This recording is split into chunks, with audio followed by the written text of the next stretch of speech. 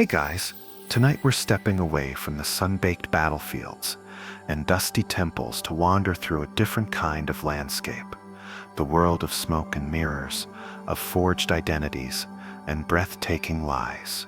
We're on a journey to meet the masters of the grand deception, the artists of the audacious con, the 10 most shameless fakers in history. These aren't just petty criminals. These are architects of alternate realities, individuals who didn't just tell a lie, but lived it, breathed it, and convinced the world to believe in fantasies so bold they defy imagination. They invented new countries, impersonated royalty, sold national monuments, and conjured spirits from thin air, all with a straight face and an unshakable confidence that could bend reality itself. So before we dive into this gallery of glorious frauds, take a moment to like the video and subscribe, but only if you genuinely enjoy peeling back the layers of history to find the weird, wonderful, and utterly shameless human stories beneath. And let me know in the comments where you're tuning in from and what time it is for you. It's always fascinating to see who's joining us from across the globe. Now dim the lights, find that comfortable spot, and let's ease into tonight's exploration of truth, lies, and the sheer unmitigated gall of those who dared to invent themselves. Our countdown begins not with a grand scheme, but with a quiet mystery in the misty English countryside. The year is 1817, in the village of Almondsbury, in Gloucestershire, a place where the most exciting event of the week is a slightly overbaked scone. A young woman appears as if from a dream.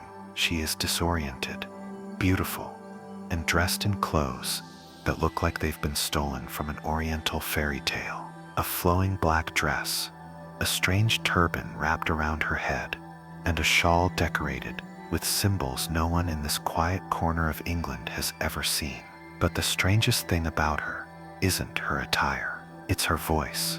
She speaks, but the words that tumble from her lips are a cascade of melodic nonsense, a language that sounds both ancient and utterly alien. She can't understand a word of English, and the villagers, staring at this exotic creature who has seemingly fallen from the sky, can't understand a word of hers. She is, for all intents and purposes, a beautiful problem. The local magistrate, a man named Samuel Worrell, is called. He and his American-born wife, Elizabeth, are a kind, educated, and deeply curious couple.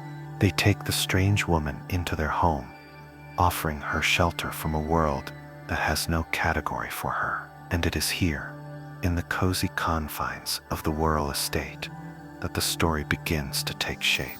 Through a series of elaborate hand gestures, graceful pointing, and drawings that look like a child's attempt at cartography, she begins to weave her tale. Her name, she communicates, is Caribou.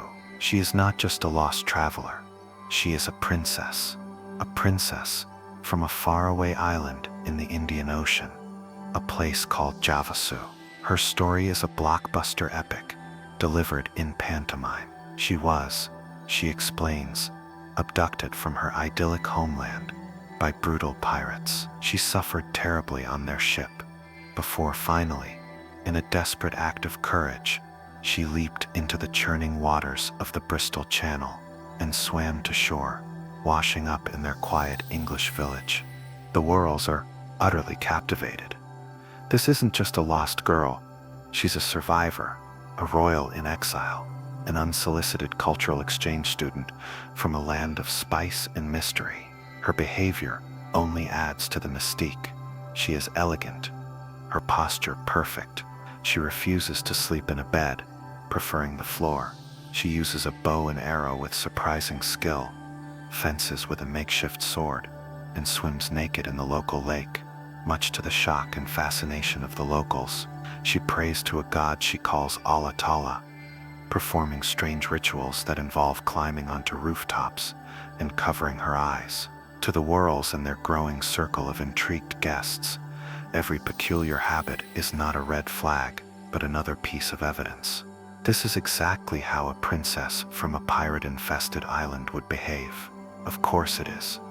News of the exotic Princess Caribou spreads like wildfire through the English upper crust. Their world, governed by stiff etiquette and predictable social seasons, is suddenly electrified by this living, breathing mystery.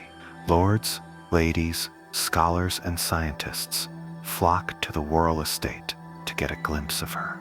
She is the it girl of 1817. A linguist from Oxford arrives, convinced he can decipher her language. He listens intently to her melodic babble and declares it a genuine, previously undocumented dialect from the East. An artist is commissioned to paint her portrait, capturing her regal gaze and turbaned head for posterity. She entertains her guests with strange dances, sings them haunting songs in her made-up tongue, and tells them more tales of Javasu, a land of unimaginable beauty and strange customs. For months, Princess Caribou is the toast of society, a walking, talking puzzle that everyone wants to solve, but no one can. She has created a world and invited them all to live in it with her, and they have accepted with open arms, never once stopping to ask the most obvious question: was any of it real? For a glorious few months, Princess Caribou was a phenomenon, a living work of art, whose performance held the English gentry in a state of rapturous belief. Her invented language was studied, her exotic rituals documented, and her tragic story of pirates and paradise lost repeated in drawing rooms across the country. But fame, as it so often does, carries the seeds of its own destruction. The portrait painted of the mysterious princess, intended to immortalize her, would instead become the key to her undoing. It was reproduced and published in the Bristol Journal, a piece of high society gossip for the masses. And that newspaper found its way into the hands of a woman named Mrs. Neal. Mrs. Neal wasn't a scholar or a lady of society. She was a boarding house keeper from Bristol. And as she looked at the image of the exotic princess, she didn't see royalty. She saw a familiar face. She saw the girl who used to work for her. The illusion shattered with a single, unglamorous sentence.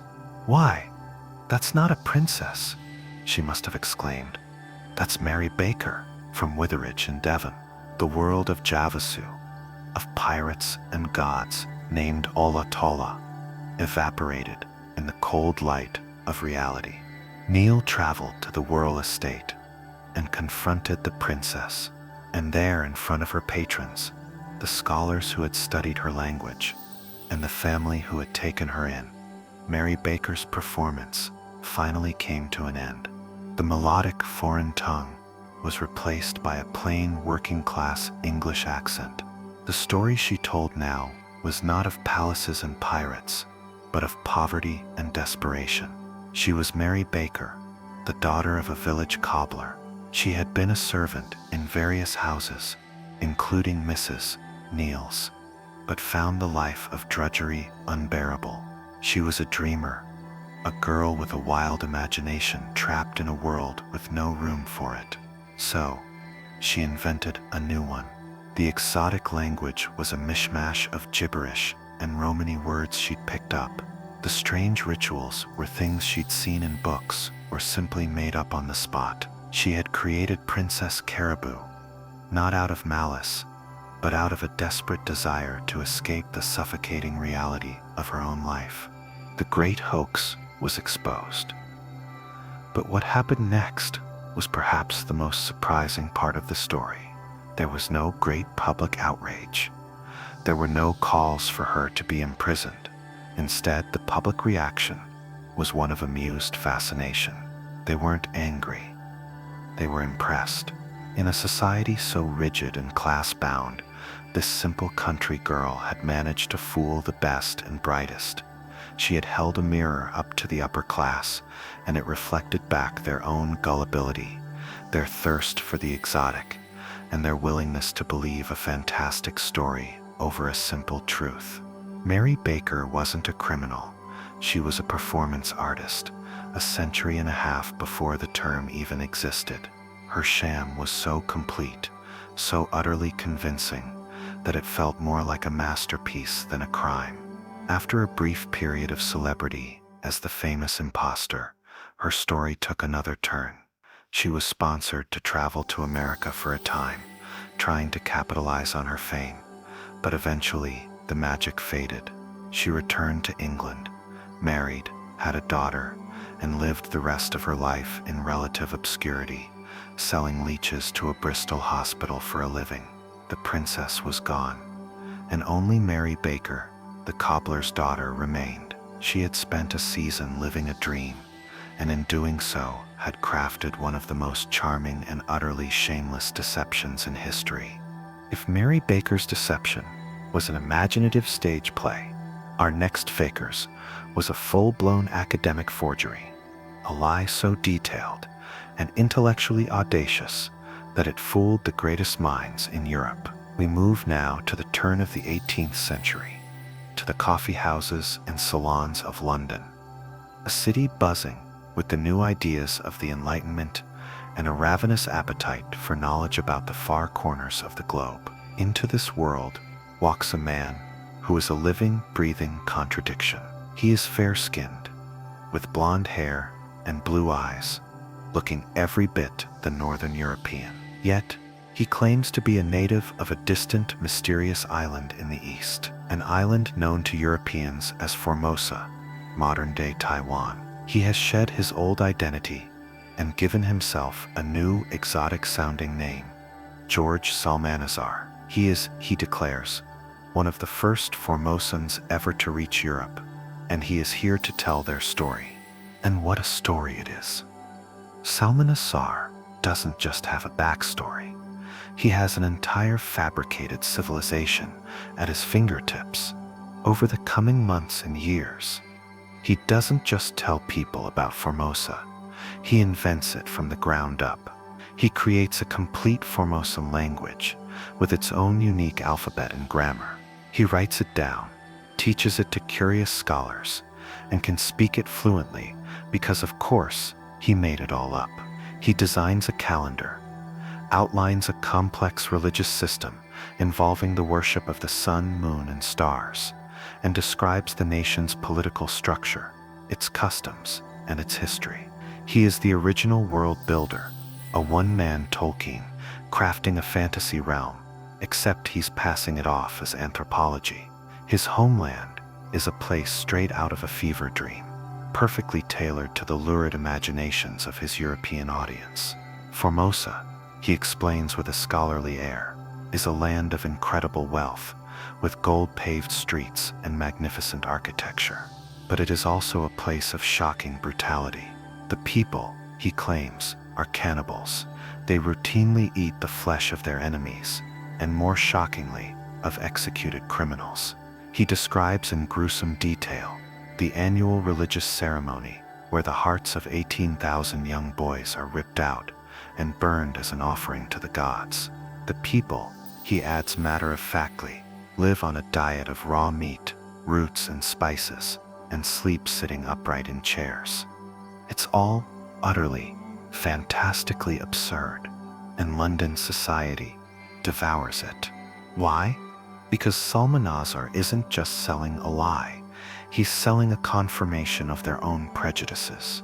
This is exactly what they imagined the savage parts of the world to be like: rich, pagan, and monstrously violent. He is a walking, talking embodiment of the exotic other, and his fair skin is explained away by a clever lie.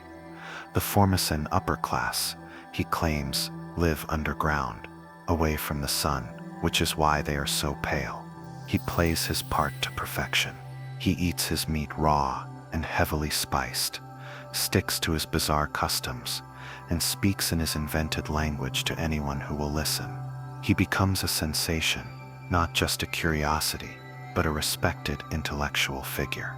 The Bishop of London becomes his patron, seeing him as a key to converting the heathen masses of Formosan. He is hailed as a genius, a scholar, a priceless source of information from a world no one had ever seen. He had looked at the Enlightenment's thirst for knowledge and realized it was indistinguishable from a thirst for fantasy, and he was more than happy to serve them a drink. George Psalmanazar's performance was so convincing that he managed to turn his elaborate fantasy into a best-selling book. In 1704, he published an historical and geographical description of Formosa, an island subject to the Emperor of Japan. The book was a sensation. It was filled with detailed illustrations of Formosan architecture, clothing, religious idols, and most famously, his invented alphabet. It laid out the entire fictional society he had built in his mind, from their legal system to their cannibalistic dining etiquette. The book was translated into multiple languages, solidifying his reputation as the world's leading expert on a place he had never been. His fame reached its zenith when he was invited by the University of Oxford to teach the Formosan language to would-be missionaries. Here he was, a complete fraud, standing in one of the world's most revered centers of learning, teaching students a language he had invented in his bedroom. The sheer shameless audacity is almost breathtaking. He was fooling the smartest guys in the room, and he was doing it with style. But even the most brilliantly constructed lie cannot survive contact with reality. As more and more legitimate European explorers and missionaries, like the Jesuits, began to travel to Asia and send back accurate reports from China, the cracks in Psalmanazar's story began to show. Their descriptions of Formosa bore no resemblance to his land of boy-sacrificing cannibals. They reported that it was an island under Chinese, not Japanese, control, and that its people certainly did not sleep in chairs or have pale skin from living underground. Questions began to be asked. The great astronomer Edmund Halley famously caught him in a lie, asking Psalmanazar about how long twilight lasted in Formosa. When Psalmanazar gave a nonsensical answer, Halley knew he was a fake. The pressure mounted. His story, once a watertight vessel of deception, was springing leaks everywhere. Finally, the weight of the lie became too much to bear. In 1706, under duress, he broke down and confessed. It was all a fabrication. His name wasn't George Psalmanazar. He wasn't from Formosa. He was a Frenchman, born and raised in the south of France, a brilliant but troubled young man who had concocted the scheme as a way to make a name for himself. A confession of this magnitude should have been the end of his public life, a one-way ticket to obscurity and disgrace. But this is where Psalmanazar's story takes its most remarkable turn. He didn't just fade away, he reinvented himself once more. But this time, for real. Stripped of his fake identity, he dedicated the rest of his life to becoming what he had once only pretended to be, a genuine scholar. With astonishing diligence and a formidable intellect, he mastered Hebrew and several other languages and became a respected, if anonymous, contributor to major scholarly works of the time, including a universal history. He lived a quiet, pious, and hard-working life, and in his later years, he earned the admiration of some of England's greatest literary figures. The great Dr. Samuel Johnson, a man not known for suffering fools, considered Psalmanazar a brilliant man and revered his piety. When he died, Psalmanazar left behind a posthumous memoir in which he laid bare the full extent of his great Formosan hoax, a final act of repentance. His life was a paradox. He began as a brilliant faker who convinced the world of a lie, but he ended as a brilliant and genuine scholar who contributed to the world's knowledge. His greatest and most enduring creation was not the fantasy of Formosa, but the strange, contradictory, and utterly unforgettable character of George Psalmanazar himself. Our next case is a masterclass in exploiting one of the most powerful and blinding human emotions, a mother's grief. This isn't just a story about a clever lie. It's about a gaping wound in a family's heart, a wound that one man saw, not as a tragedy, but as a door. The story begins with a disappearance, a classic tale of man versus the sea. Sir Roger Tichborne was the heir to a vast English fortune, a baronetcy, and sprawling estates. He was a slight, refined, and well-educated young man, very much the product of his aristocratic upbringing. In 1854, while sailing from Rio de Janeiro, his ship, the Bella, vanished without a trace in a storm. He was declared dead, lost to the waves. The Tichborne family mourned. The title passed to a younger brother, and life, for most, moved on, but not for his mother. Lady Tichborne refused to believe her son was gone. She clung to a desperate, irrational hope, fueled by rumors of survivors and the whispers of psychics. To her, Roger wasn't dead. He was simply lost, waiting to be found. And so she began her search, placing advertisements in newspapers across the globe, offering a handsome reward for any information that would lead her back to her beloved son. For over a decade, her search yielded nothing but silence and the pitying glances of her relatives. The world had moved on. Then, in 1866, a letter arrived from the other side of the planet. It came from Wagga Wagga, a dusty, unremarkable town in the Australian outback. The letter was from a man claiming to be her long-lost Roger. He was alive.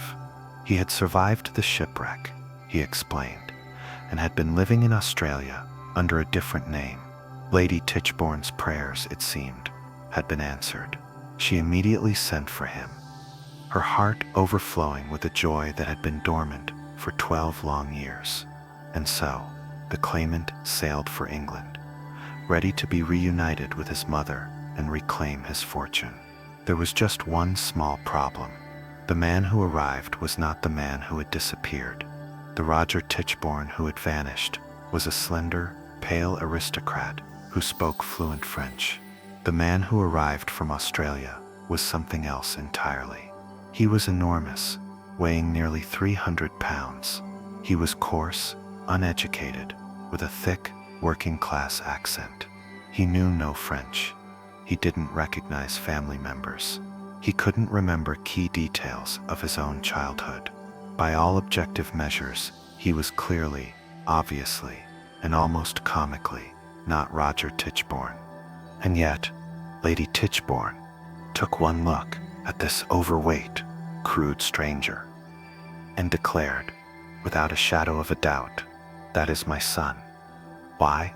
Because she needed him to be. Her grief had carved out a hole in her soul so deep that she was willing to fill it with anything that even vaguely resembled the shape of her hope. The claimant, whose real name was Arthur Orton, a butcher from Wapping who had moved to Australia, had found the perfect mark. He wasn't a master of disguise or a brilliant actor. He was just a man who understood that a person desperate enough to believe a lie will do most of the work for you. He had an accomplice, a former servant of the Tichborne family in Australia, who had fed him just enough details to sound plausible to a woman who had already made up her mind. He was, in essence, a walking, talking placebo for a mother's broken heart. With Lady Tichborne's powerful endorsement, Orton, now living as Sir Roger, was granted a generous income and moved into a grand hotel. He had done it. He had walked into a family's life and claimed its name, its title, and its money, all on the strength of a grieving mother's desperate wish. But the rest of the Tichborne family wasn't buying it. To them, this man wasn't a long-lost relative. He was a shameless imposter, a butcher trying to steal a birthright, and they were ready for a fight.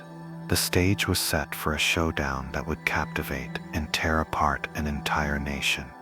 The Tichborne claimant case quickly escalated from a family dispute into a full-blown national obsession.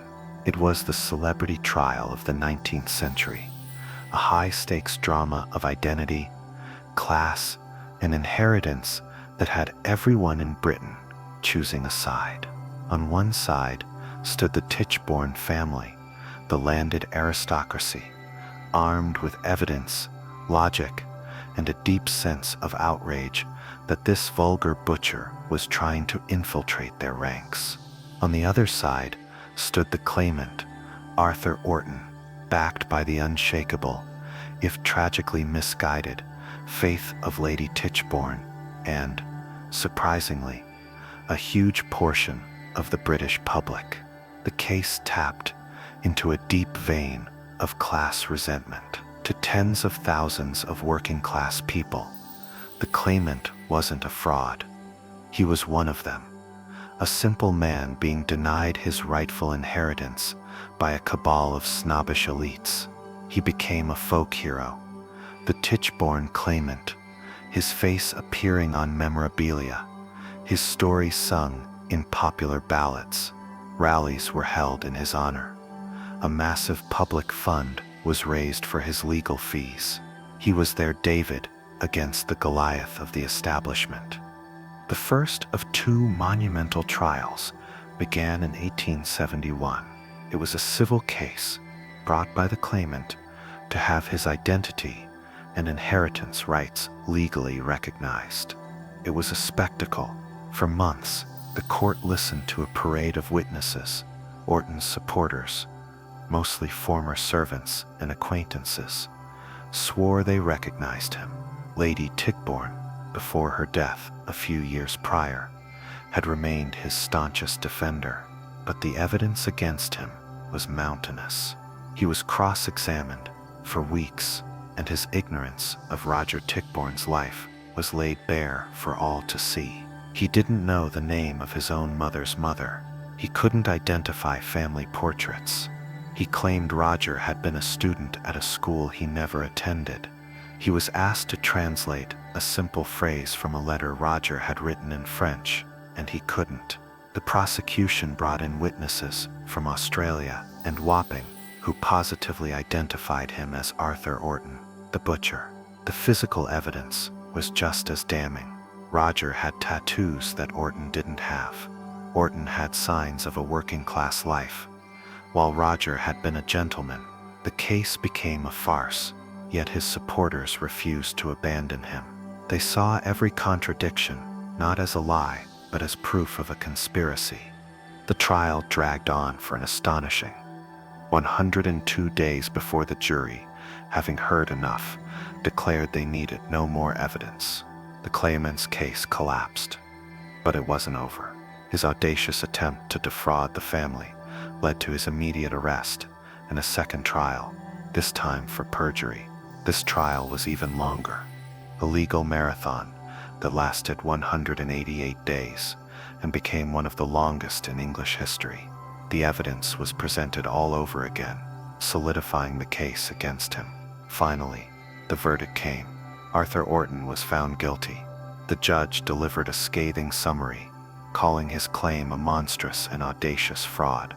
He was sentenced to 14 years in prison. The public mania slowly subsided, the great Tichborne saga finally at its end. Orton served his time, and upon his release, tried to capitalize on his notoriety, but his moment had passed. He died in poverty and obscurity. The shamelessness of his con lies not in its cleverness, but in its cruelty. He didn't just try to steal money. He weaponized a mother's love, turning her grief into his meal ticket. He allowed her to die, believing a comforting lie, while simultaneously tearing her family apart and polarizing an entire country, all for a prize he had no right to claim. He wasn't just a butcher pretending to be a lord. He was a parasite feeding on hope. If Arthur Orton exploited emotional vulnerability, our next fraudster aimed her sights squarely at the financial heart of the Gilded Age, targeting the one thing bankers worship more than money itself, the promise of even more money. Meet Cassie Chadwick, a woman who understood that in the world of high finance, perception isn't just everything. It's the only thing. Her story is a testament to the fact that you don't need to have wealth to enjoy its benefits. You just need to convince the right people that you're about to get it.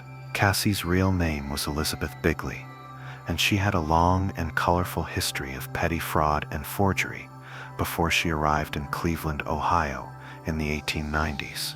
She reinvented herself, marrying a wealthy and respectable doctor, Leroy Chadwick, and took her place in high society. But Cassie wasn't content with just being a doctor's wife. She had bigger ambitions.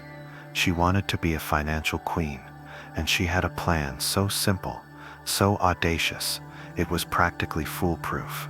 She was going to become the secret daughter of the richest man in the world. Her target was Andrew Carnegie, the steel magnate, a man whose name was synonymous with unimaginable wealth. Cassie began to subtly, cleverly, let a secret slip into the rarefied air of Cleveland's elite circles. She would confide in her closest friends, the illegitimate daughter of Andrew Carnegie. She had been born from a secret affair, and while the great man couldn't acknowledge her publicly, he adored her and had provided for her lavishly. It was a juicy, believable piece of gossip, but Cassie knew that gossip alone wouldn't open bank vaults. She needed proof, so she created it. Her masterstroke was a piece of paper. During a trip to New York, she arranged to visit the home of a lawyer she knew was an acquaintance of Carnegie's. While there, she found a pre-signed promissory note. In reality, she had forged it herself.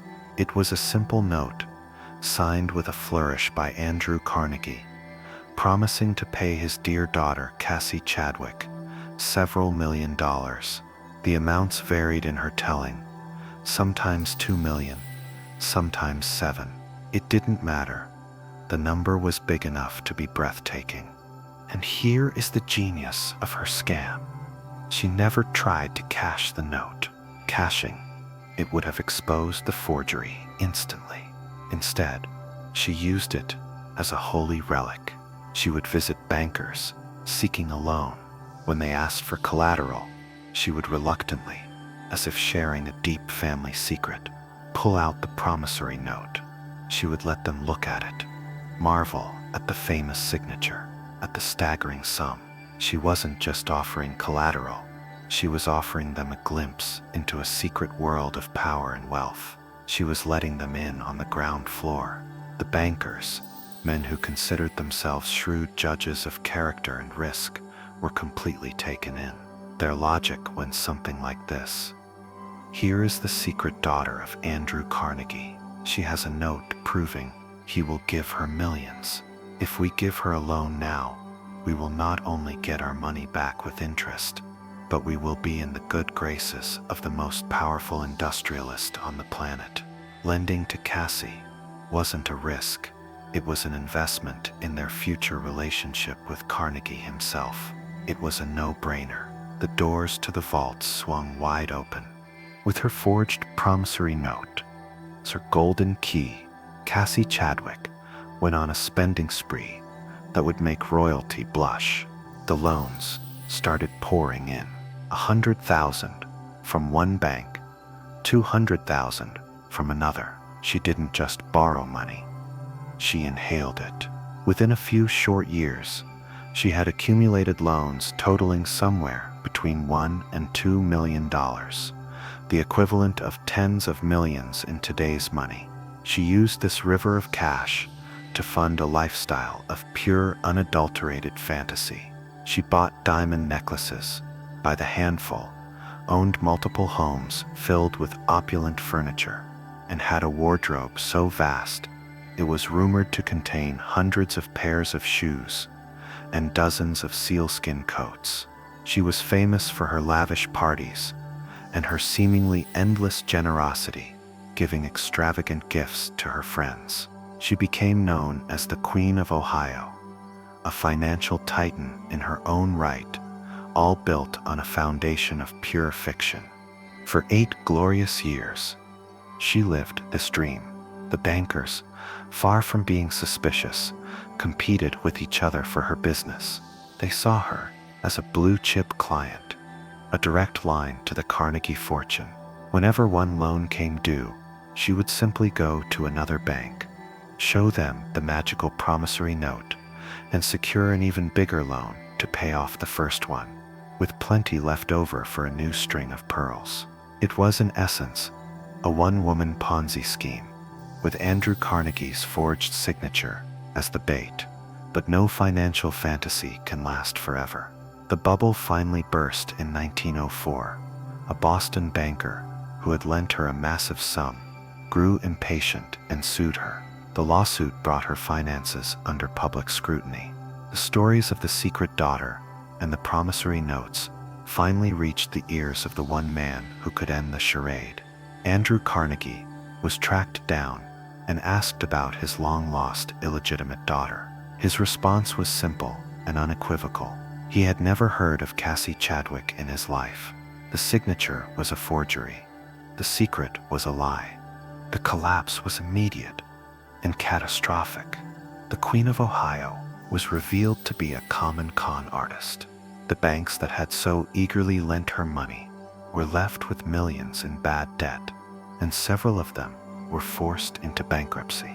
The financial community of Cleveland was humiliated.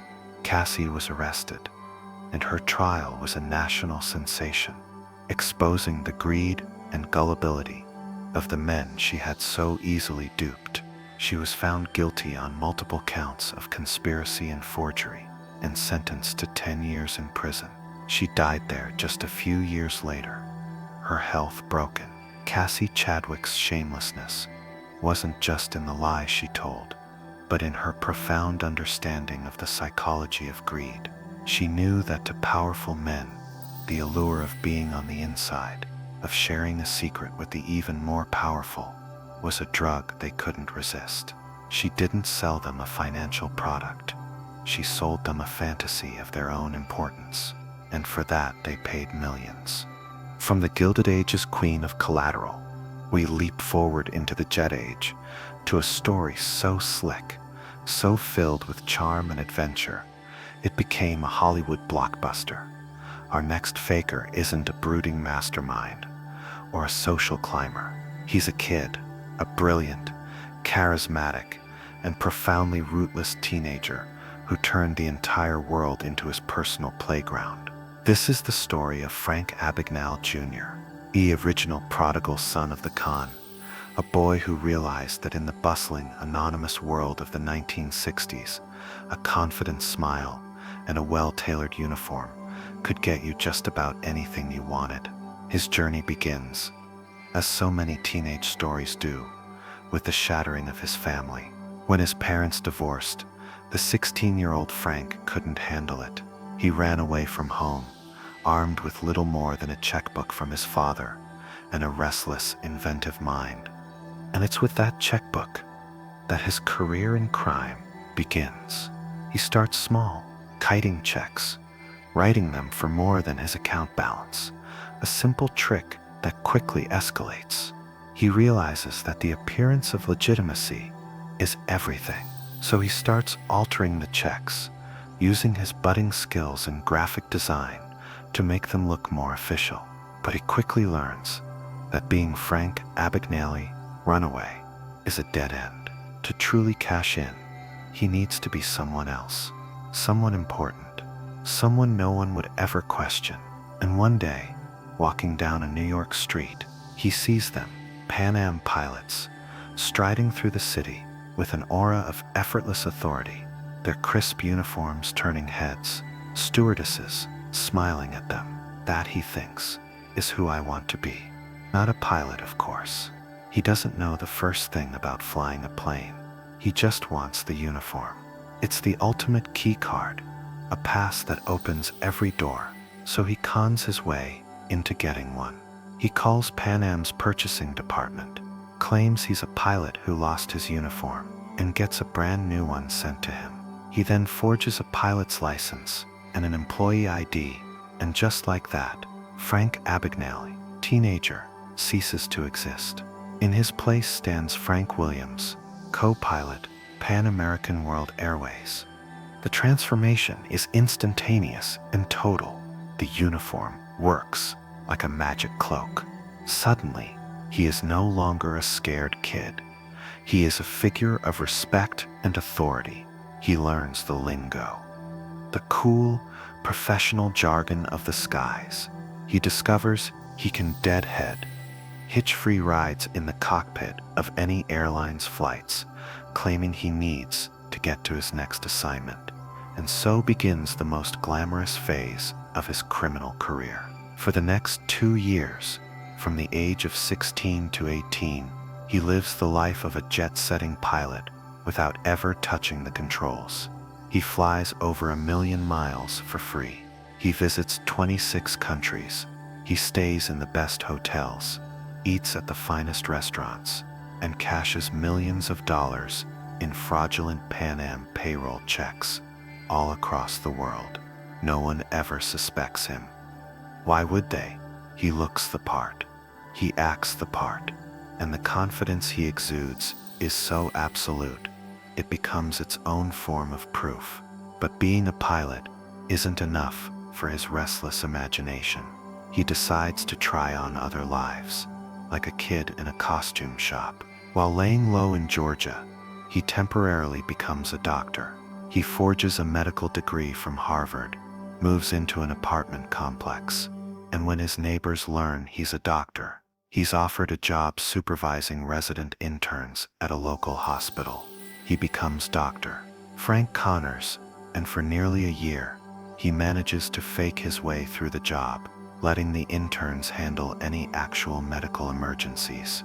When he tires of medicine, he moves on to law. He fakes a transcript from Harvard Law, studies for a few weeks, and actually passes the Louisiana bar exam. For several months, he works as an assistant attorney general, a pilot, a doctor, a lawyer. He isn't just a forger. He's a master of reinvention, a teenage chameleon, living out a series of adult fantasies, one forged idea at a time. Frank Abagnale's globe-trotting, identity-swapping adventure was a high-wire act, performed without a net, and eventually, the ground started rushing up to meet him.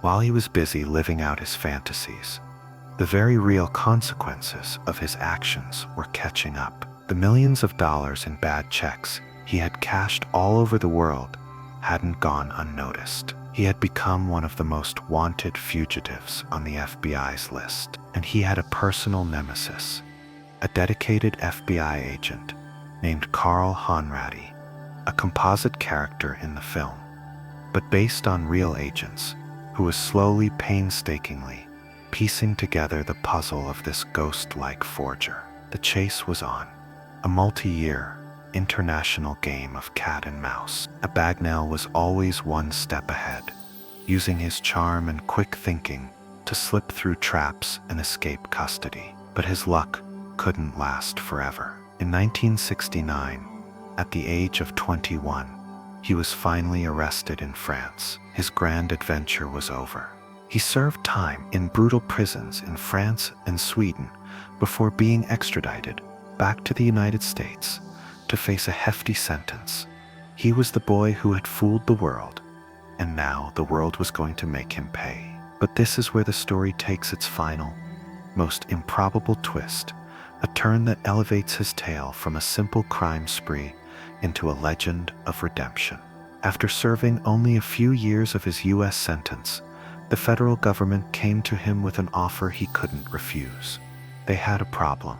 They were losing millions to sophisticated check forgers just like him, and they had no idea how to stop it. They needed an expert, someone who knew the game from the inside. They needed him.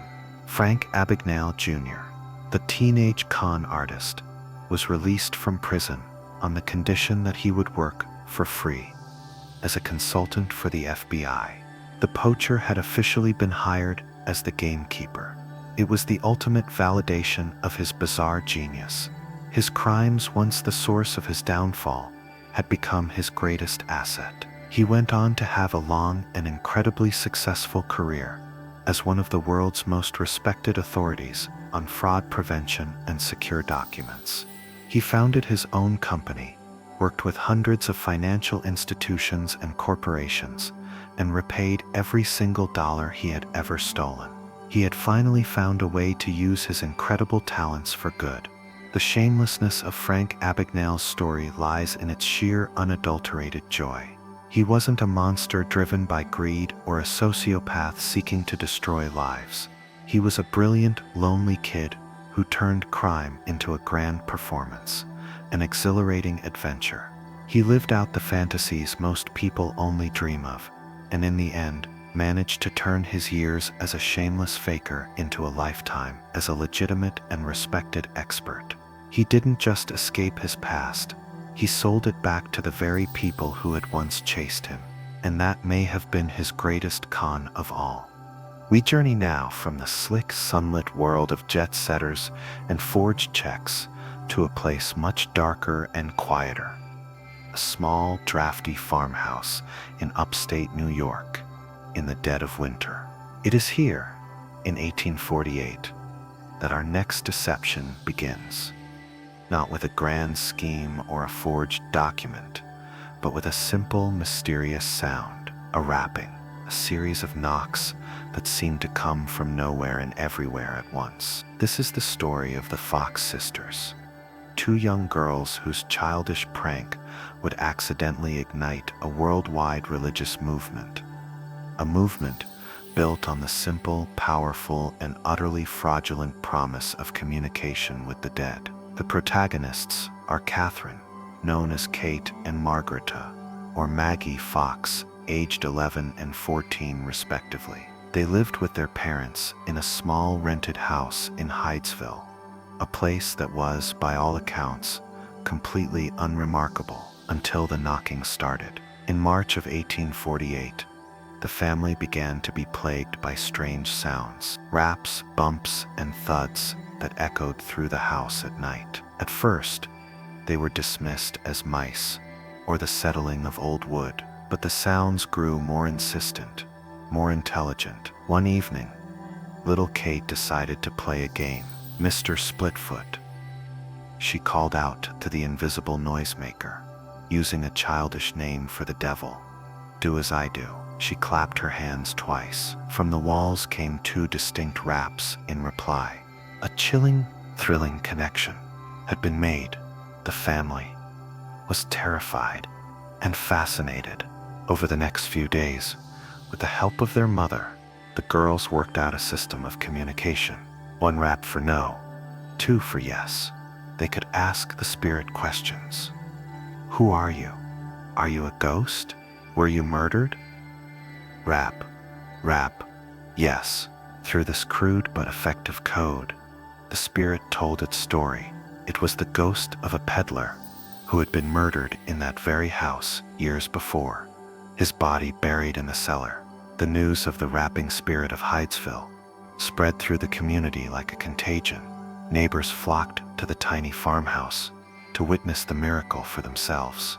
They would ask questions, and the raps would answer, seemingly coming from the floorboards, the walls, the very air itself. The two young sisters, Kate and Maggie, sat at the center of it all, wide-eyed and seemingly innocent conduits for a voice from beyond the grave. It was a terrifying, mesmerizing, and utterly convincing performance.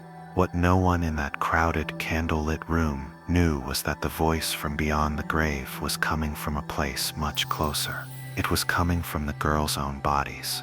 The mysterious raps were the product of an unusual and well-practiced skill, the ability to make a loud cracking or popping sound by manipulating the joints in their toes, ankles, and knees. It was a simple, childish trick, a way to scare their mother that had spun wildly, wonderfully out of control. They weren't channeling the dead, they were playing the world's most successful prank, and soon it would be too late to turn back. The story of the rapping ghost in the Hydesville farmhouse might have ended as a piece of local folklore, a quaint ghost story told around the fire, if not for the arrival of a third Fox sister, Leah. Their much older, far more ambitious sister lived in the nearby city of Rochester. When she heard about the miraculous events, she didn't see a ghost, she saw a business opportunity. She immediately took charge of her two younger siblings, recognizing that their strange gift could be their ticket out of poverty and obscurity. Leia became their manager, their promoter, and the true architect of what would become the spiritualist movement. She moved Kate and Maggie out of the farmhouse and into the city, where she began to stage public demonstrations of their abilities. The small, intimate seances of the farmhouse were replaced by grand theatrical performances in public halls. The sisters would sit on stage, silent and somber, while audience members shouted out questions to the spirits, and the raps would answer, echoing through the silent, captivated auditoriums. They became celebrities. The Fox sisters were no longer just two girls who heard a ghost. They were high priestesses of a new religion, a religion that offered something no other could: direct, verifiable proof of life after death. The timing was perfect. The mid-19th century was an age of great anxiety and change, but it was also an age of profound grief. High mortality rates, especially among children, meant that nearly everyone was mourning someone. The established churches offered comfort and faith, but the Fox sisters offered something more tangible. They offered connection. The promise that you could speak to your departed child, your lost husband, your beloved parent, was an intoxicating one, and an entire movement, spiritualism, was born from that promise. Seances became a craze, first across America, then spreading to Europe. Mediums, inspired by the Fox sisters, popped up in every city, each claiming to have their own unique way of contacting the spirit world. Table tipping, automatic writing, spirit trumpets, and ectoplasmic manifestations. And it all started with two girls cracking their toes. The Fox sisters became wealthy and famous, touring the country and performing for believers who included prominent politicians, writers, and thinkers. But their fame came at a terrible price. They were trapped in the lie they had created as children. As they grew into adults, the pressure of maintaining the fraud, combined with the guilt and the public scrutiny, took its toll. Both Kate and Maggie descended into alcoholism. Finally, after 40 years of living the lie, the deception crumbled. In 1888, Maggie, estranged from Leah and desperate for money, did the unthinkable. She rented out the New York Academy of Music, and in front of a packed audience of reporters and believers, she told the truth. She stood on stage, took off her shoe, and demonstrated exactly how the spirit raps were made, producing the same loud, cracking sound with her toe joint that had fooled the world for 4 decades. She confessed that it had all been a hoax from the very beginning. Spiritualism is a fraud from beginning to end, she declared. Her sister Kate confessed soon after. The founders of the great spiritualist movement had admitted it was all a scam, but it was too late. The religion they had accidentally created had grown far beyond them. It had its own leaders, its own churches, its own believers, and they refused to accept the confession. They claimed Maggie had been bribed or had gone insane. The movement carried on, and in many ways, it still does today. The shamelessness of the Fox sisters lies in the monumental gap between the cause and the effect. A childish prank, a simple trick to frighten their mom, spiraled into a global phenomenon that preyed on the deepest hopes and griefs of millions. They weren't just fakers, they were the accidental founders of a faith built on nothing more than the sound of a popping knuckle. Our next story is not one of deception for fame or fortune, at least not at first. It is a story of revenge, a story of revenge, a story of artistic pride so deeply wounded that it festered into a plot to humiliate the entire art establishment. This is the tale of Han van Meegeren, a man who couldn't convince the world he was a great painter, so he decided to prove it by becoming the greatest art forger of the 20th century. And in doing so, he would accidentally find himself at the center of a high-stakes drama involving Nazi treasure hunters and national honor. Van Meegeren was a Dutch painter working in the 1920s and 30s. By all accounts, he was technically brilliant. He had a masterful command of the old techniques, a deep understanding of composition, color, and form.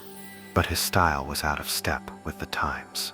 While the art world was embracing modernism, cubism, and abstraction, Van Meegeren was still painting in a classical, realistic style, reminiscent of the Dutch Golden Age. And the critics, the powerful gatekeepers of the art world, despised him for it. They dismissed his work as derivative, uninspired, and hopelessly old-fashioned. They called him a second-rate talent, a mere imitator, and their scathing reviews effectively killed his career before it could truly begin. For Van Meegeren, this wasn't just professional rejection. It was a deep personal insult. He was a genius, he believed, and these blind, arrogant critics were too ignorant to see it. So if they wanted an imitator, he would give them one. He would give them the greatest imitation they had ever seen. He would not just copy an old master. He would become one. He would create a work so perfect, so imbued with the spirit of the past, that it would fool them all. And then, at the height of their praise, he would reveal his secret and expose them as the frauds he knew them to be. His chosen master was Johannes Vermeer, the enigmatic 17th century painter, whose work was celebrated for its luminous quality and serene beauty. Vermeer was the perfect target.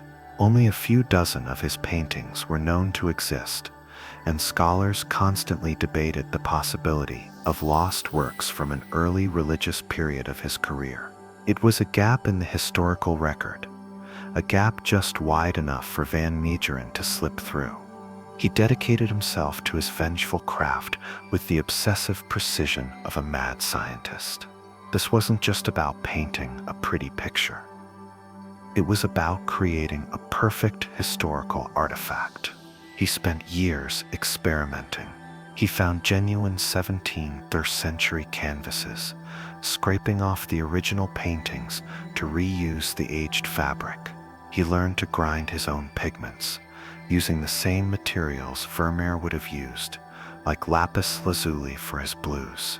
His greatest challenge was replicating the aged crackle, the crackler of centuries-old paint. He developed a brilliant and bizarre technique. He mixed his pigments with a synthetic resin, bakelite, and after finishing a painting, he would bake it in an oven. This hardened the paint like old varnish, and when he rolled the canvas over a cylinder, it produced a network of perfect, convincing cracks.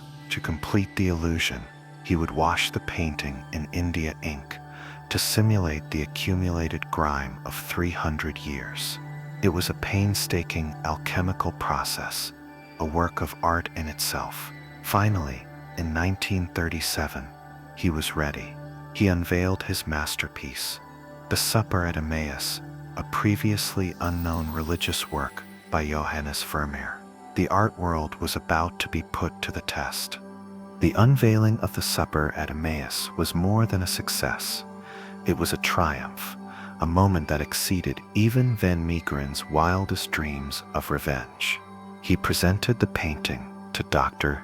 Abraham Bredius, the most renowned Vermeer expert of the age, the very embodiment of the critical establishment he so despised. Bredius, an old man at the height of his authority, examined the canvas. He saw the masterful use of light, the serene devotional mood, the perfect aged cracks in the paint. He was overcome with emotion. This was not just a Vermeer, he declared. In a glowing article, this was the masterpiece of Johannes Vermeer, the painting of a lifetime. The art world exploded. Bredius's endorsement was the ultimate seal of approval. Museums clamored to acquire the work. It was hailed as a monumental discovery, a lost treasure returned to the world, and Han Van Meegeren, watching from the shadows, must have felt a surge of vindictive glee. He had done it. He had fooled the greatest expert alive. The critics who had once scorned him were now unknowingly praising his genius. But something unexpected happened. The plan had been to reveal the hoax and savor his moment of triumphant humiliation of his enemies. But the painting was sold to a museum for a staggering sum, the equivalent of millions of dollars today. Van Meegeren, who had struggled for money his whole life, suddenly had a taste of a different kind of success. Why expose the lie when the lie was so profitable? His quest for revenge was quickly overshadowed by his newfound love of wealth. He abandoned his plan for a grand reveal and embraced his new identity as a dealer of lost masterpieces. Over the next few years, he produced a series of lost Vermeers and works by other Dutch masters, selling them to wealthy collectors and museums. He became rich, living in a grand villa, his bitterness soothed by a river of cash. Then came the war. The Netherlands was occupied by the Nazis, and some of the Third Reich's most powerful figures, voracious collectors of stolen and acquired art, turned their eyes to his discoveries. Hermann Goering, Hitler's second in command, and a man of insatiable artistic appetite, became one of his best customers. He purchased one of Van Meegeren's finest forgeries, Christ with the Adulteress, for a price that made it one of the most expensive paintings ever sold at the time. The war ended, and the Allied forces began the monumental task of recovering the art looted by the Nazis. They traced Goering's prized Vermeer back to its seller, Han van Meegeren. From the perspective of the Dutch authorities, the facts were simple and damning. Van Meegeren had sold a priceless piece of Dutch national heritage, a Vermeer, to the enemy. This wasn't just a financial transaction. It was an act of cultural treason. He was arrested in 1945 and charged with collaboration, a crime that could carry the death penalty. Trapped in a prison cell, facing a grim future, Van Meegeren realized he had only one way out.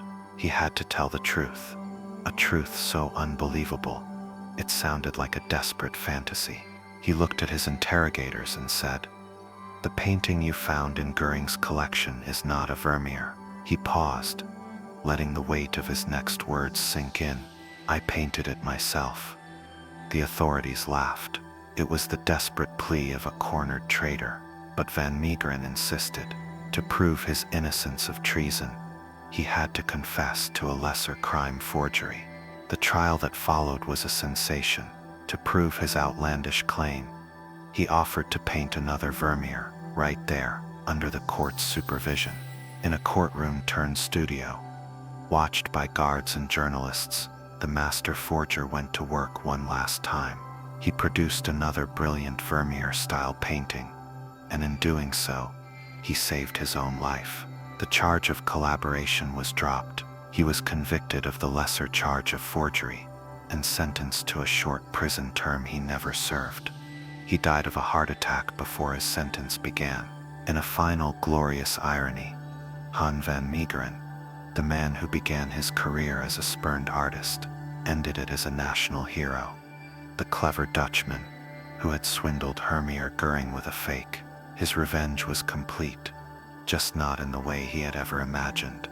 From the rarefied world of high art, we descend into the grimy streets of early 21st century Boston, to a tale of financial fraud, so simple, so elegant, and so devastatingly effective, it would lend its creator's name to the very concept of the crime itself. This is the story of Charles Ponzi, a man who didn't need to forge a painting or invent a princess. All he needed was a postage stamp and an understanding of one of the most powerful forces in the universe, human greed.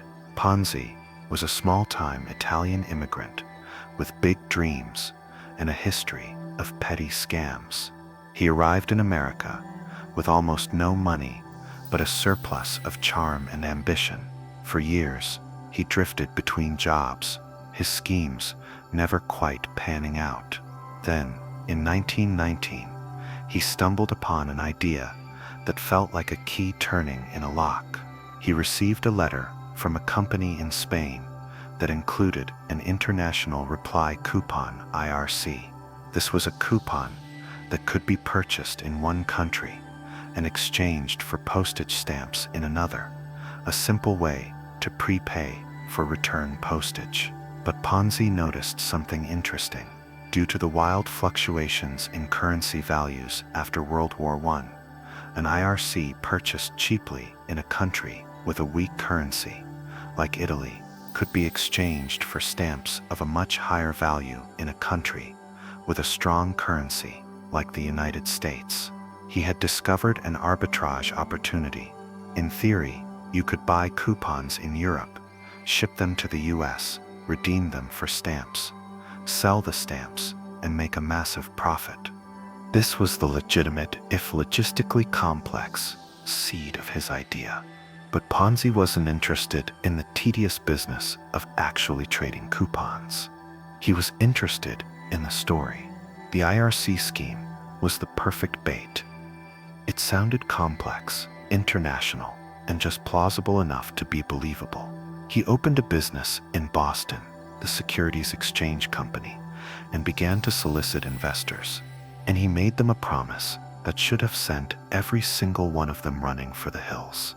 He promised a 50% return on their investment in just 45 days. In a world where a 5% annual return from a bank was considered a good deal, Ponzi's offer was the financial equivalent of a perpetual motion machine. It was too good to be true, and that's precisely why everyone wanted in. The first investors were wary, mostly friends and neighbors who put in small amounts.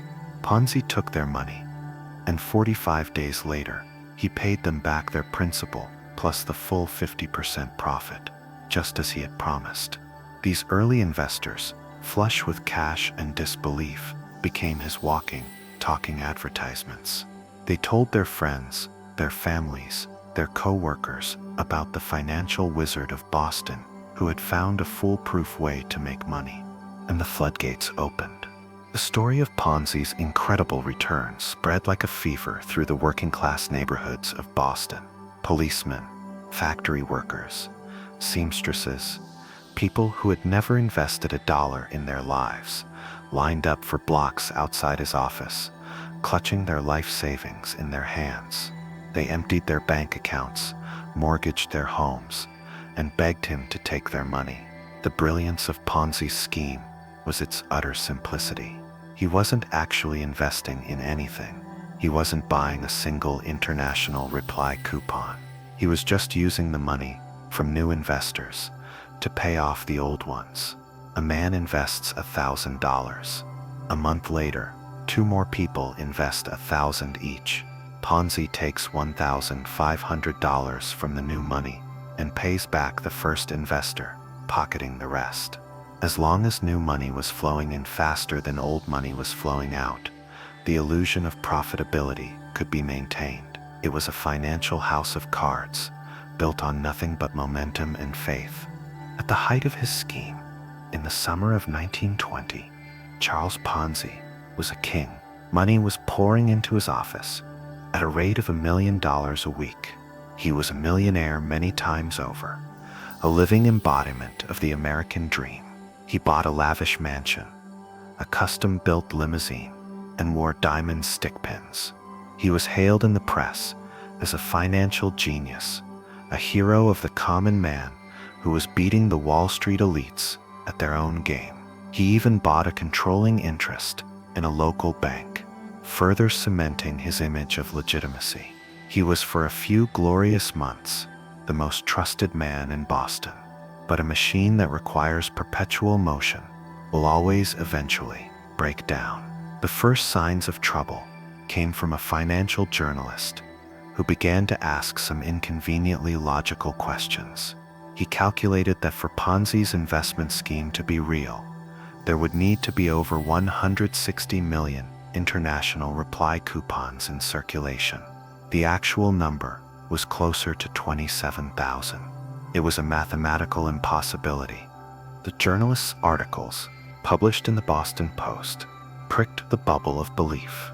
Nervous investors began to ask for their money back.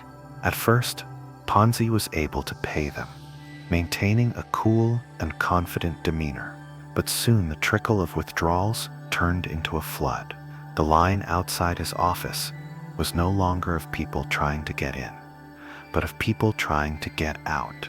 The house of cards wobbled, and then, with breathtaking speed, it collapsed. Federal and state investigators moved in, and the truth was laid bare. The Securities Exchange Company had no assets, no investments, nothing but piles of debt.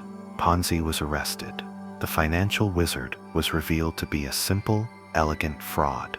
The collapse was devastating. Thousands of people lost everything they had, their life savings, their hopes for the future. All vanished into Ponzi's pocket and the pockets of the early investors who had gotten out in time. He was convicted of mail fraud and served years in prison. He was eventually deported to Italy and died penniless in Brazil. But he left behind a legacy. He was so good at what he did, so perfectly emblematic of this particular brand of financial deception, that his name became forever attached to it. He is the father of the Ponzi scheme, a testament to the timeless, shameless, and catastrophic power of a promise that is simply too good to be true. If Charles Ponzi was the king of the small-time investor, our next master of deception was the emperor of the high-stakes, single target. He didn't need thousands of victims. He just needed one, the right one, with enough money and enough ego to fall for a lie so monumental, so audaciously absurd. It has become the gold standard of the grift.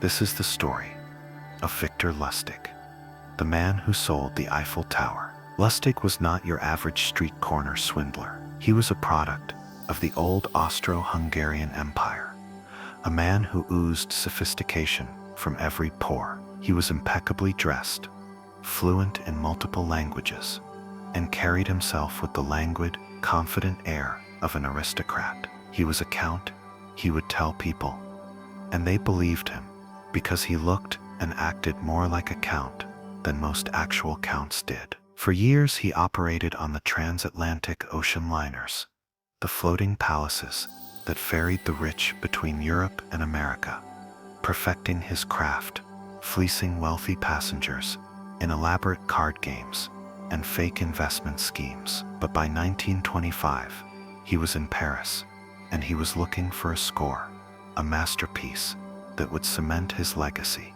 And one day, sitting in a cafe, reading a newspaper, he found his muse. The article was a small, unglamorous piece about the city's ongoing struggles with the Eiffel Tower. The iconic structure, built for the 1889 World's Fair, was never intended to be permanent. It was aging, in constant need of expensive repairs and a fresh coat of paint. The article mused on the enormous cost of its upkeep and the public debate about its future. For any normal person, this was a boring civic issue. For Victor Lustig, it was a flash of divine inspiration. A plan began to form in his mind, a con of such breathtaking scale and simplicity. It was a work of art. The government was struggling with the tower.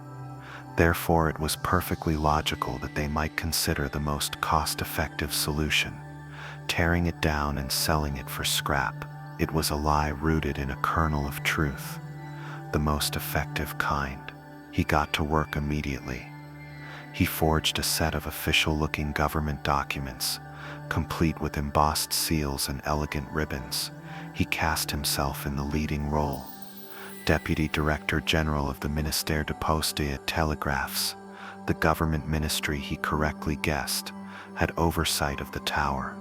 He then sent out formal confidential invitations to the 5 biggest scrap metal dealers in Paris. He summoned them to a secret meeting at the prestigious Hôtel de Crillon, a place synonymous with power and discretion. The stage was set, the bait was laid. The 5 scrap metal dealers arrived at the hotel suite, their minds buzzing with curiosity and a touch of greed. What could the government want with them so urgently and so secretly? Victor Lustig, in his role as the distinguished government official, greeted them with an air of weary importance. He let them settle, then began his performance.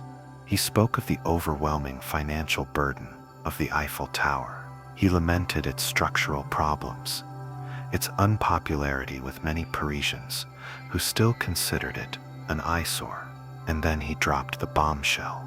"Gentlemen," he said, his voice low and confidential, "the government has made the difficult decision to dismantle the Eiffel Tower." A stunned silence filled the room. He explained that due to the sensitive nature of the decision and the public outcry that would surely follow, the entire operation had to be handled with the utmost secrecy. The contract to demolish the 7,000-ton iron structure and haul it away as scrap would be awarded to just one of the men in that room. The bidding, he explained, must be submitted by the next day. He had created an atmosphere of urgency, secrecy, and immense opportunity. He wasn't just offering them a business deal. He was inviting them into the inner circle of a secret government plot. The con was no longer just about metal. It was about status. To gauge his victims, he took them on a tour of the tower in a rented limousine, continuing his performance, pointing out signs of decay, making them feel like privileged insiders. He was a master of reading people, and he quickly identified his mark, a man named André Poisson. Poisson was a newer player in the scrap metal game, insecure and desperate to make his mark, to be accepted by the Parisian business elite. Lustig knew he had him. André Poisson was hooked, but he still had a sliver of doubt. The whole affair felt a little too rushed, a little too strange. He was eager, but not yet convinced. And it is here that Victor Lustig executed the final, brilliant stroke of his con, the move that turned a good scam into a legendary one. Lustig sensed Poisson's hesitation. He knew that what the man needed was not more proof, but a more personal connection, a reason to believe that went beyond the forged documents. So, the next day, Lustig arranged a private meeting with Poisson. During their conversation, Lustig let his professional mask slip. He sighed and began to complain about the meager salary of a government official, how difficult it was to maintain a certain lifestyle on such a pittance. It was a subtle, elegant hint. He wasn't just a bureaucrat. He was a corrupt bureaucrat. He was asking for a bribe, and for Poisson, this was the final, reassuring piece of the puzzle. Everything clicked into place. The secrecy, the rush, it all made sense now. This wasn't a legitimate, if strange, government deal. This was a classic piece of backroom political graft, and for a businessman like Poisson, that was a world he understood. It felt real. The bribe wasn't a red flag. It was a green light. It was the confirmation of authenticity he had been looking for. Reassured that he was dealing with a fellow player in the game of life, Poisson handed over a hefty bribe to Lustig, on top of the massive certified check for the purchase of the Eiffel Tower. As soon as the funds cleared, Victor Lustig and his accomplice took a train out of Paris, a suitcase full of cash in hand. They were gone. Lustig lay low in Vienna, reading the Paris newspapers every day, waiting for the inevitable explosion of headlines announcing the great Eiffel Tower hoax. He waited and waited. Nothing, not a single word. André Poisson, upon realizing he had been duped, that the tower was not being torn down, and that the government official he'd bribed had vanished into thin air, did exactly what Lustig had gambled he would do. He did nothing. He was too embarrassed, too utterly humiliated at having fallen for such an outlandish scam, to go to the police and become the laughingstock of Paris. His silence was the final ingredient in Lustig's perfect crime. And this is where the story tips over from audacious into the realm of the truly, breathtakingly shameless. A month later, seeing that the coast was clear, Victor Lustig returned to Paris, and he tried to do it again. He gathered a new group of scrap dealers and launched the exact same scam, attempting to sell the Eiffel Tower for a second time. This time, however, one of the dealers grew suspicious and went to the police. But before they could close in, Lustig, ever the master of the quick getaway, sensed the danger and fled to America. He would go on to a long and storied career as a con man, even swindling Al Capone, before finally being caught by the authorities. But his masterpiece will forever remain the time he put a price tag on a national monument. He didn't just sell 7,000 tons of iron. He sold a story, a fantasy of inside knowledge, and he proved that if your lie is big enough and your confidence absolute enough, there is nothing in the world you cannot sell. We have arrived at the summit of our mountain of shamelessness, at the absolute pinnacle of the art of the con. We've met fakers who invented identities, languages, and masterpieces. But our number one champion, the undisputed heavyweight of historical hoaxers, did something grander. He didn't just invent a persona, he invented an entire country. And he didn't just sell a lie. He sold a one-way ticket to a paradise that was in reality a death trap.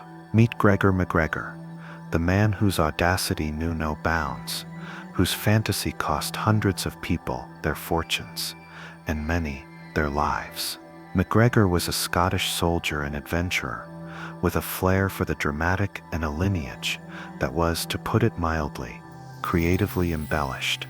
After a series of misadventures in the Venezuelan Wars of Independence, he returned to London in the early 1820s with a story to tell. But he wasn't just Gregor McGregor, a down-on-his-luck soldier. He was, he announced, Gregor Berwan, the Cazique of Poya.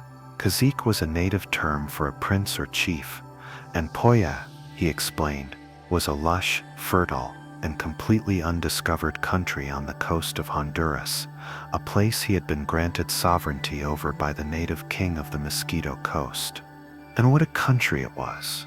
In the drawing rooms and financial houses of London, McGregor painted a picture of a utopia, a veritable Garden of Eden, just waiting for savvy British colonists and investors.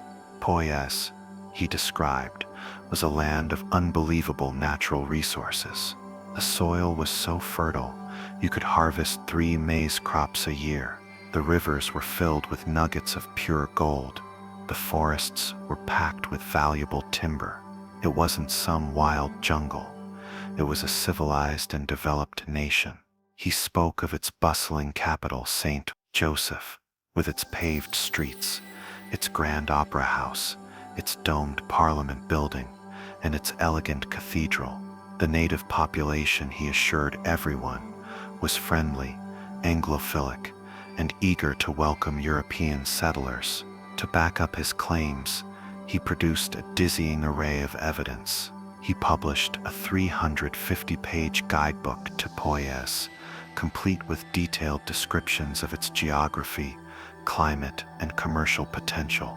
He had elaborate maps drawn up, showing the location of its cities and rivers. He designed a national flag. He even gave interviews to the press, posing as the benevolent and enlightened ruler of this new frontier. It was a marketing campaign of pure genius. He wasn't just selling land. He was selling a dream of a fresh start, of easy wealth, and of colonial glory, a dream perfectly tailored to the ambitions and anxieties of post-Napoleonic Britain. He opened a Poyesian legation in London, began selling land certificates to aspiring settlers, and in his most audacious move, he floated a £200,000 Poyesian government bond on the London Stock Exchange. And people bought it, all of it. The Poyesian dream proved irresistible. Hundreds of people, from respectable middle-class families to skilled tradesmen, sold their homes and their businesses, liquidated their life savings, and bought into McGregor's vision. They purchased land they had never seen in a country that did not exist. In 1822 and 1823, 2 ships, The Honduras packet and the Kennersley Castle set sail from London, carrying around 250 settlers bound for the promised land. They were filled with hope, their possessions packed in crates, their Poyasian currency, printed by MacGregor himself, tucked safely away. They were pioneers, embarking on a grand adventure to build a new life in the paradise of St. Joseph. The journey across the Atlantic was long and arduous, but their spirits remained high, buoyed by the promises of the cazique. Finally, they spotted the coast of Honduras.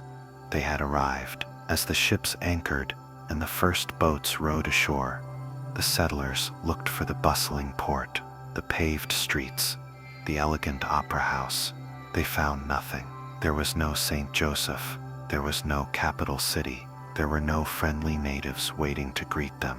There was only a sweltering, malarial, and utterly unforgiving tropical jungle. They had been sold a one-way ticket to hell. The reality of their situation was a waking nightmare. They were stranded thousands of miles from home in one of the most inhospitable places on earth, with no shelter, no infrastructure, and dwindling supplies. The paradise they had been promised was a wilderness teeming with disease-carrying insects and dangerous predators.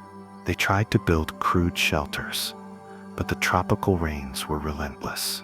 Yellow fever and malaria began to tear through the small, terrified community. People started dying, first a few, then dozens. They died of disease, of starvation, of sheer soul-crushing despair. A rescue ship eventually found the few remaining survivors, but by then, over 2/3 of the original settlers were dead, buried in unmarked graves in the jungle that was supposed to be their paradise. The dream of Poyes had become a charnel house. And what of Gregor MacGregor, the cazique of this fictional kingdom? By the time the horrifying truth reached London, he had already taken the money and fled to France. The Poyasian government bonds were worthless. The land certificates were just pieces of paper. The entire country was a figment of his sociopathic imagination.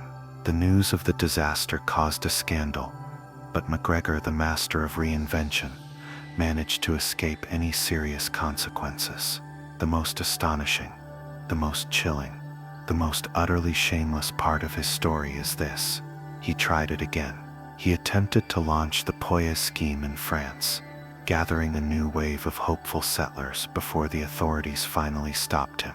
He lived out the rest of his life in comfort, and to his dying day, never expressed a shred of remorse for the lives he had destroyed.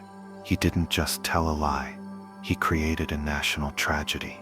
He built a country out of thin air, and in its non-existent soil, he buried the hopes, the fortunes, and the bodies of hundreds of innocent people.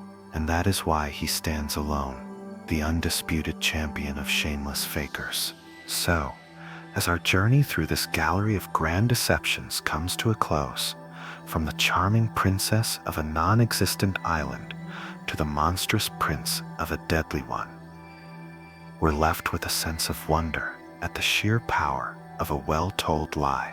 These figures, for all their crimes, were artists of a kind, sculptors of reality, who showed us that the line between truth and fiction is sometimes only as strong as our will to believe. And now, as the stories fade and the shadows in your room grow longer, it's time to let go of these tales of smoke and mirrors. Let the quiet of the night settle around you. Allow your mind to drift away from these intricate webs of deceit and find a place of simple, quiet truth. There are no more schemes to unravel, no more lies to uncover. There is only the gentle rhythm of your own breathing, a steady and honest guide into the peaceful realm of sleep. Let each breath carry you further away from the noise of the world into a space of deep and deserved rest. Sleep well.